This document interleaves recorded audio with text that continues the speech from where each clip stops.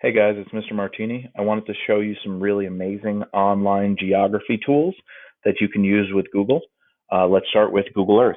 So if you go to earth.google.com or google.com/earth, you can click up here and launch Google Earth. Now I will tell you, it is a very large program with a lot of data. So it is going to take a few minutes to load based on the speed of your computer and the internet connection that you have. You can also download Google Earth, so it's saved to your computer, which might make it a little bit faster and easier to use, but it will take up a lot of space on your computer's hard drive. All right, once it loads, you get a really awesome view of the Earth from space, including the atmosphere and current cloud conditions when the satellite photography was taken. On the left side, you can search and go pretty much anywhere on Earth. You can use the Voyager feature, which takes you on some trips that are already created for you, and you can click through, like looking at tsunamis over history, colorful communities, looks like somewhere maybe in Italy on the beautiful coastlines, and even wildlife. So you can go through these already made tours, which are really awesome through the Voyager. Another one of my favorites is the I'm Feeling Lucky tab over here. It looks like a little dice, so if you roll the dice, it will take you to a random place on Earth and tell you all about it. I won't even try to pronounce this, but somewhere in Australia, you could look at the Adelaide region of South Australia, and you can read more about it over here. Let's try one more time and see what continent it takes us to.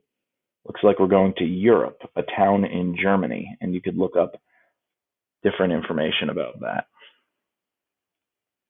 The Projects tab is where you can keep track of projects that you're making, presentations that will show you different places on the Earth that you choose, and then different maps that you can look at, from exploration maps, ones that have borders, labels, names of roads and landmarks, or you could turn those different layers off. So for now, we're going to go with the Exploration tab, which is pretty clean, just showing you borders, labels, places, and roads. The clean version will show you no borders, so it will just be a clear view of the Earth. But I like seeing the borders between countries and places. You can also use this little ruler to measure distances and areas. All right, well, let's start with where our next unit's going to be, which is the continent of Africa.